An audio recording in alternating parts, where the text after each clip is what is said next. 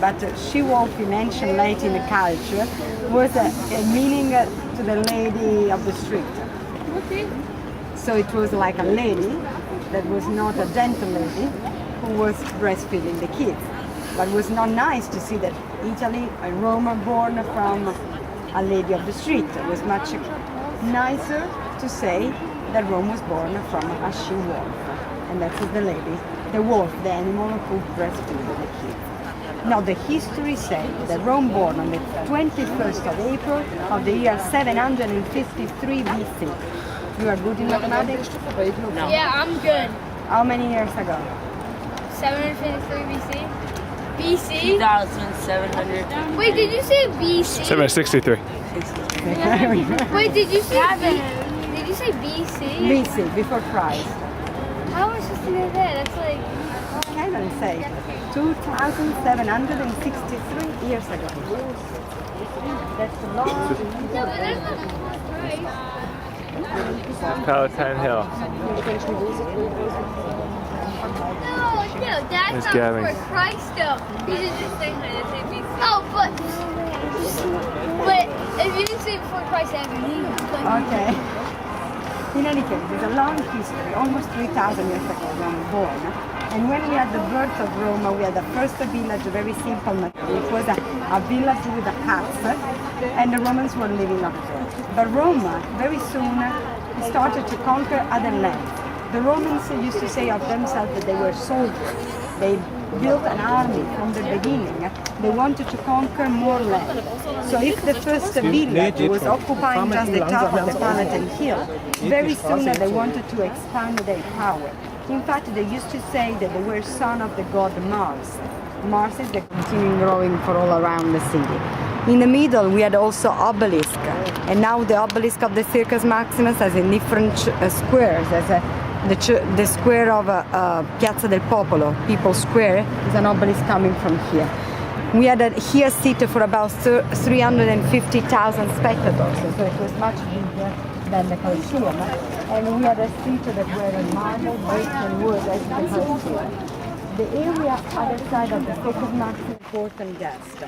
Here we are in front of a peristyle. That was an area with a fountain in the middle, all columns around, so we should be again under a portico. One side was occupied by a big dining room for the emperor to receive important guests and to offer them a good meal. On the other side, we had instead the audience hall where the emperor was receiving the guests. The wall in between was a circular temple that was dedicated to the holy fire in the city of Rome. Virgin Vestal was not for a god or a goddess inside, but to maintain the fire always burning. Fire food, as electricity, heater system, lightning system. Fire was everything 2,000 years ago. They didn't have any lighter as we have today, so to keep a fire always burning was the way to maintain alive this important energy source.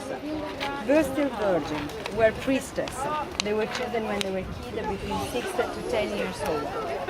And they were chosen into the aristocratic family. Statue of the river god. What does that say? 0 hours. It's a statue of Apollo. Statue of Apollo.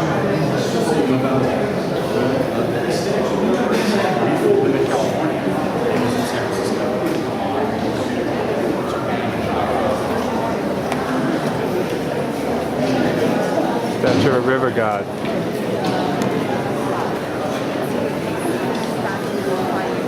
Statue of a river god. The Pine Courtyard.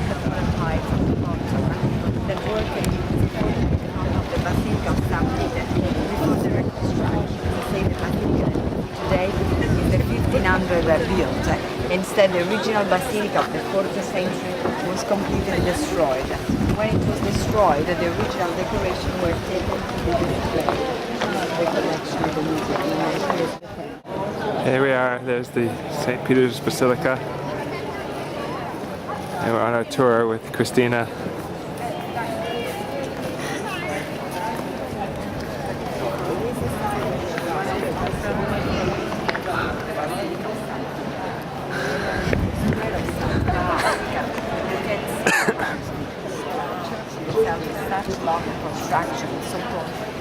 stopping the view in the direction of the basilica. So it's so important to see it from here because you can see it entirely. When we point to the Basilica of St. Peter is exactly the meaning of this estate because Here we are, there's the St. Peter's Basilica. And we're on our tour with Cristina.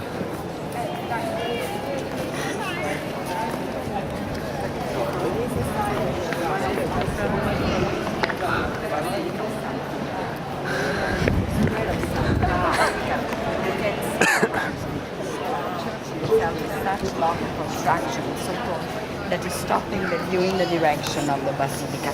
So it's so important to see it from here because you can see it entirely. When we point to the Basilica of St. Peter is exactly the meaning of this estate because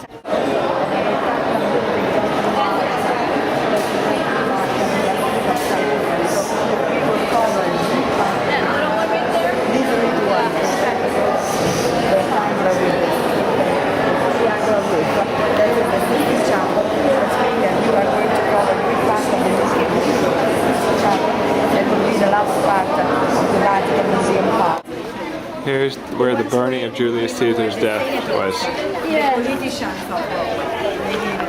And people throw flowers. They were just organizing the conjuring to kill Julius Caesar and were enjoying their time together. Where's the temple of Julius Caesar?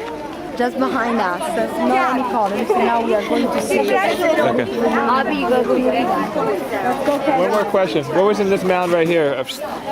This was the temple of Castor and Pollux, the temple that I was showing to you with the three huge Okay, columns, that's right. that you can see here in a reconstruction. That is the temple facade, and this is the temple of Julius Caesar reconstruction. Okay, got it. So we move.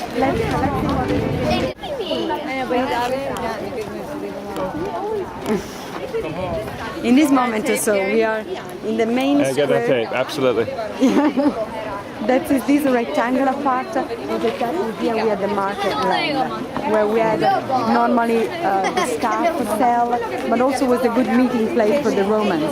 On the left, where you see those steps, was a basilica, another trial built by Julius Caesar in the 1st century BC. Along the steps, we have an inscription of a cross board, so that the people could take their time in sitting and sharing their time together playing. So this was really the alive part of the city of Rome. Where, as I said, in Rome we had many triumph arches. Normally we lost them because they were destroyed. The virgin People wanted vestals. to take the marbles for recycling them. 3 arches for something else.